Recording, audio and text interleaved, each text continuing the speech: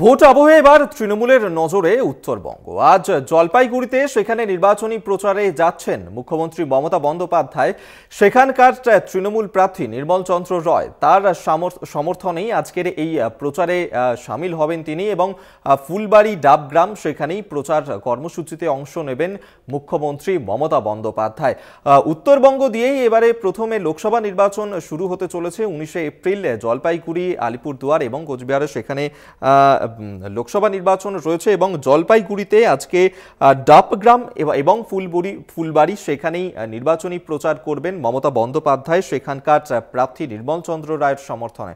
আমরা এই নিয়েই কথা বলবো। বিশেষ প্রতিনিধি দেবজ্যোতি ঘোষ এই মুহূর্তে আমাদের সঙ্গে রয়েছেন। দেবজ্যোতি, এই যে ডাবগ্রাম এবং ফুলবাড়ি, যা বিজেপি 2021 সালে জিতেছিল দেখেছিলাম, সেখানেই আজকে সভা করতে যাচ্ছেন মুখ্যমন্ত্রী মমতা বন্দ্যোপাধ্যায়। লোকসভার নির্বাচনী প্রচার রয়েছে সেখানে তার। দেবজ্যোতি, থেকে এই দুটি আসন, বিশেষ করে জলপাইগুড়ি এবং দার্জিলিং, এই দুটি লোকসভাকে বিশেষভাবে গুরুত্ব দেওয়া হয়েছে। কারণ তৃণমূল কংগ্রেস তৈরির পর থেকে এই দার্জিলিং আসনটি তৃণমূল কংগ্রেস কোনোদিনই দখল করতে পারেননি। সেই জায়গাতে তৃণমূল কংগ্রেসের পক্ষ থেকে এই দুটি আসনকে বিশেষ গুরুত্ব দেওয়া হয়েছে। আজকে নির্মল চন্দ্র রায়ের হয়ে তিনি আজকে শিলিগুড়ির কাছে ডাবগ্রামে তার নির্বাচনী কর্মসূচি করবেন।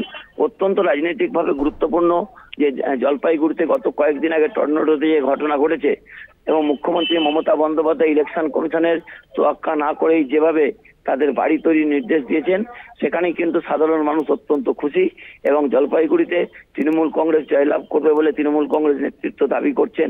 সেই জায়গাতে মমতা বন্দ্যোপাধ্যায়ের আজকের ডাবগ্রাম ফুলবাড়িতে যে কর্মসূচি অত্যন্ত রাজনৈতিকভাবে গুরুত্বপূর্ণ। কারণ তোমাকে প্রথমে যেটা বলছিলাম এই দুটি আসন কে তৃণমূল কংগ্রেস অত্যন্ত গুরুত্ব দিচ্ছে। কারণ দার্জিলিং আসনও তৃণমূল কংগ্রেস কোনোদিন দখল করতে পারেনি এবং জলপাইগুড়ি গতবার তারা হাতছাড়া হয়েছিল। সেই জায়গাতেই কিন্তু তৃণমূল কংগ্রেসের এই প্রচার অত্যন্ত রাজনৈতিকভাবে গুরুত্বপূর্ণ।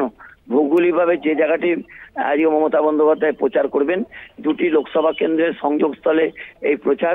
যদিও নির্মল চন্দ্র রায়ের সমর্থনে তিনি আজকে প্রচার করবেন, তবুও কিন্তু এই উত্তরবঙ্গের যে আসনগুলি রয়েছে, আলিপুরদুয়ার থেকে শুরু করে কোচবিহার থেকে শুরু করে যে 7টি আসন রয়েছে, সেই 7টি আসনই কিন্তু তৃণমূল কংগ্রেস গতবার পর্যদস্ত হয়েছিল।